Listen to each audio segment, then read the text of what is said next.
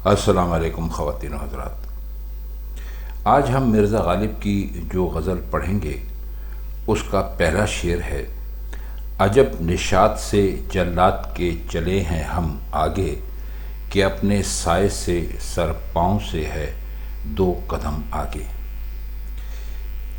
نشاط کا مطلب ہوتا ہے خوشی، اور جلات آپ جانتے ہیں کس کو کہتے ہیں۔ اور عجب، اس میں تھوڑی سی حیرت کا اظہار ہے کہ بھئی ایسا کوئی بھی نہیں کرتا، اور اس میں کوئی مشکل لفظ ہے نہیں۔ تو فرماتے ہیں کہ ہم اس خوشی سے جلات کے آگے آگے جا رہے ہیں کہ سر کا سایہ پاؤں سے 2 قدم آگے ہے۔ خوشی قتل ہونے کی ہے، اور ظاہر ہے کہ محبوب کے ہاتھوں قتل ہونے کی بات کر رہے ہیں۔ اور سورج چلنے والے کی اگر پشت پر ہو، یعنی اس کے پیچھے ہو، تو اس کا سایہ پاؤں سے آگے رہتا ہے۔ آپ نے بھی کئی مرتبہ یہ دیکھا ہوگا کہ اگر آپ کے پیچھے سورج ہو اور آپ چل رہے ہوں تو ایسا محسوس ہوتا ہے کہ آپ کا سایہ آپ سے آگے آگے چل رہا ہے۔ تو شعر میں خوبی کا ایک پہلو تو یہ ہے کہ قتل میں سر کٹتا ہے، اور سر ہی کو پاؤں سے 2 قدم آگے بتایا ہے۔ کہنے کا مطلب ان کے یہ ہے کہ جب آفتاب چلنے والے کی پشت پر ہوتا ہے تو سایہ سامنے پڑتا ہے۔ تو مرزا دوپہر کے قریب مقتل میں یعنی قتل گاہ میں جانے کے متعلق اپنا شوق یوں بیان کرتے ہیں کہ میرا سر پاؤں سے 2 قدم آگے آگے ہے۔ اب اس کیفیت کو آپ میں سے کوئی بھی دیکھ سکتا ہے، جب دوپہر کا وقت ہو اور آپ چل رہے ہوں اور تو سایہ آپ کے آگے آگے چلتا آپ کو محسوس ہوتا ہے۔ تو مرزا غالب نے اس ایک قدرتی بات کو کہ جب انسان کے پیچھے سورج ہو اور وہ آگے چل رہا ہو تو اس کا سایہ آگے کی طرف چلتا ہوا محسوس ہوتا ہے، تو اس کو انہوں نے بہت ہی خوبصورتی سے اپنے اس شعر میں استعمال کر لیا ہے۔ شعر نمبر 2 ہے: قضا نے تھا مجھے چاہا خراب بادۂ الفت، فقط خراب لکھا بس نہ چل سکا قلم آگے۔ قضا کا مطلب ہوتا ہے موت، یہ تو آپ سب جانتے ہیں، اور فقط کا مطلب ہوتا ہے صرف، اور بادہ کہتے ہیں شراب کے جام کو۔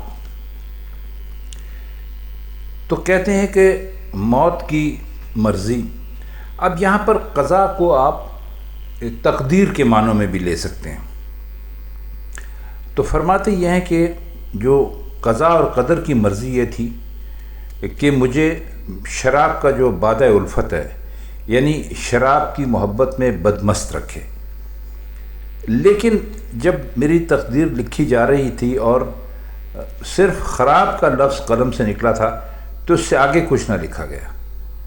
یقیناً اسی لیے نہ لکھا گیا کہ خراب لکھنے کے ساتھ ہی جو قضا اور قدر ہے اس کے قلم پر بدمستی طاری ہو گئی۔ یعنی مرزا غالب خراب بادۂ الفت ہونے کے بجائے صرف خراب تباہال اور بدمست ہو کر رہ گئے۔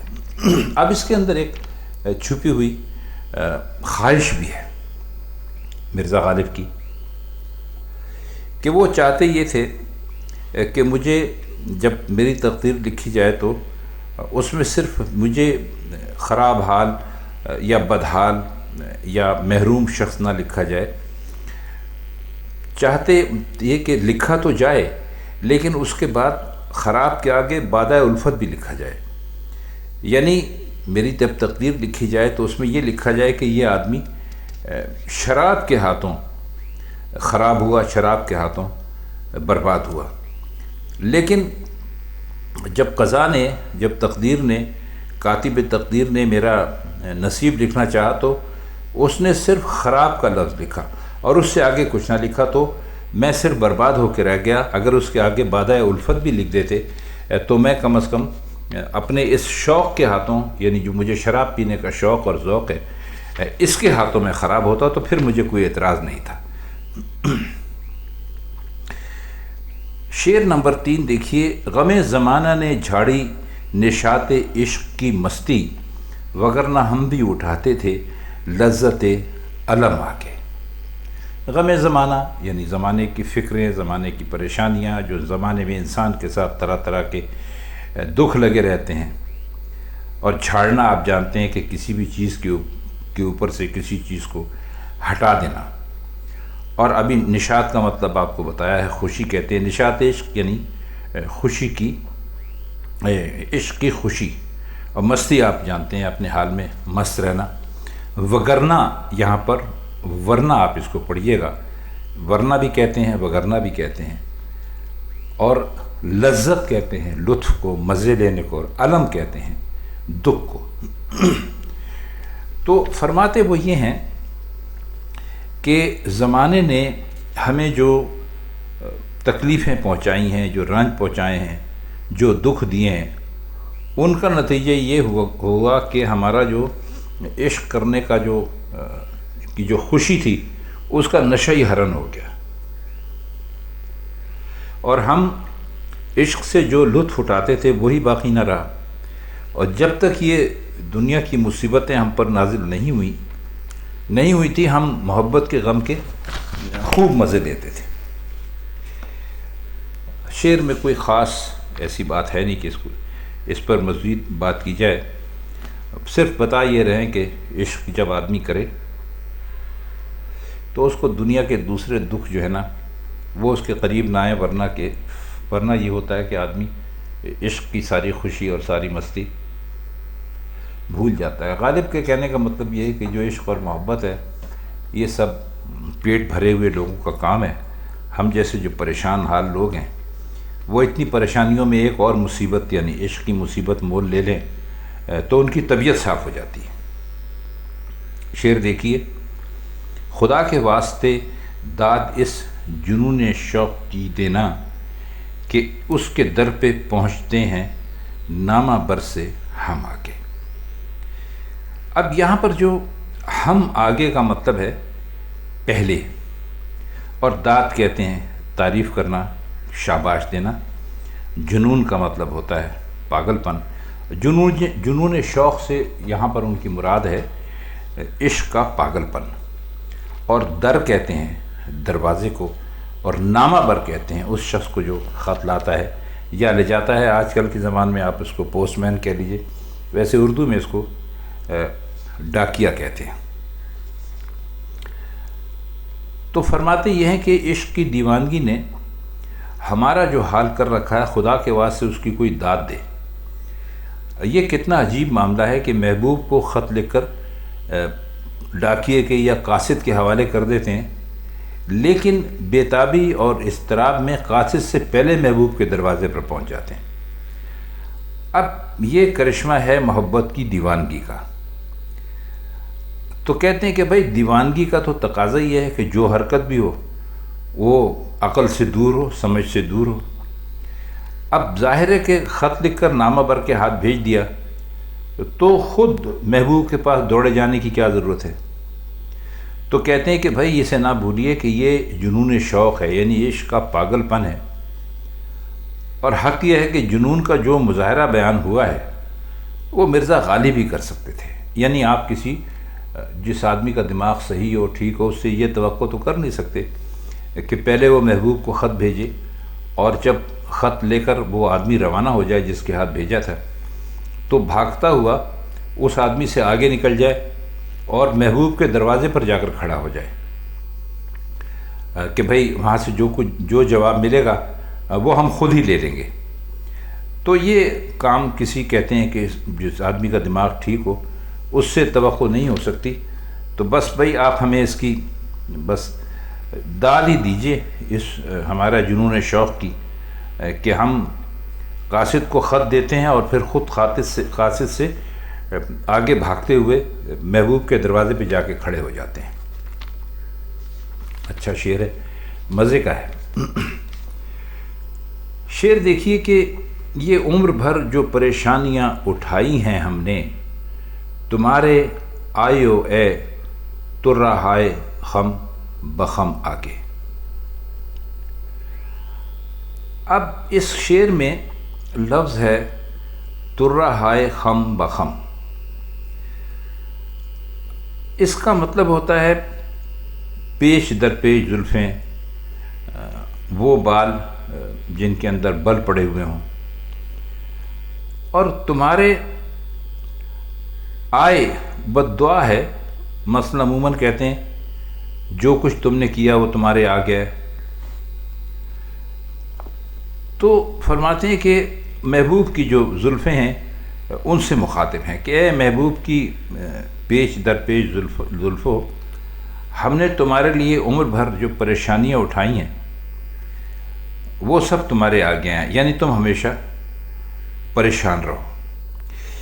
دیکھیے بظاہر بد دعا دی، لیکن محبوب کی زلفوں کے لیے اس سے بہتر دعا کیا ہو سکتی ہے کہ وہ ہمیشہ پریشان رہے، کیونکہ پریشانی زلف کی سب سے بڑی خوبی اور سب سے بڑا حسن ہے.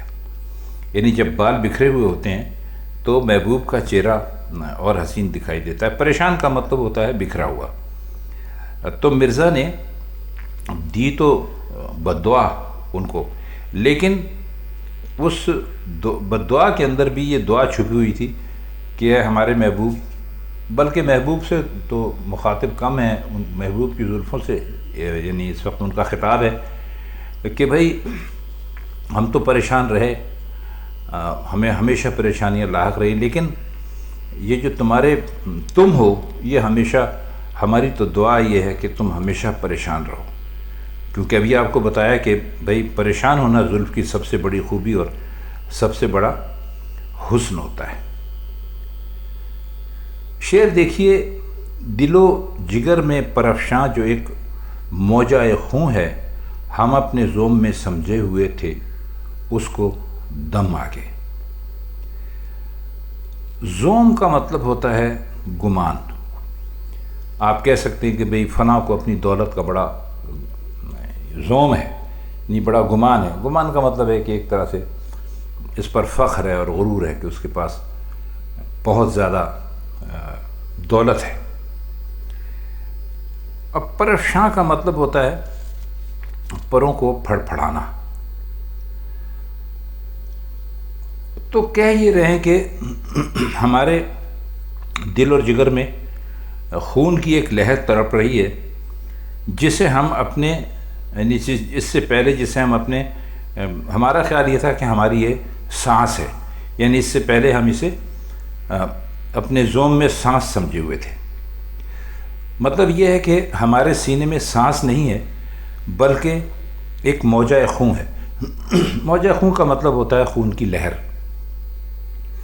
جو اسی طرح پھر رہی ہے جس طرح پرندہ پھڑ پھڑاتا ہے. اب دیکھیے اس میں ایک تو دل کا تعلق سانس سے ہے، مگر جگر میں سانس کہاں ہوتی ہے؟ سانس تو پھیپھڑے میں ہوتا ہے.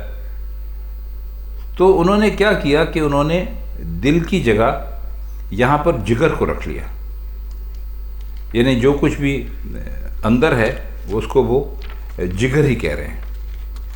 تو فرماتے یہ ہیں کہ بھائی ہمارا جو دل اور جگر ہے اس کے اندر یہ جو ہماری خون ہے یہ پھڑ پھڑا رہا ہے، اور ہم پہلے یہ سمجھتے تھے کہ یہ ہماری سانس ہے.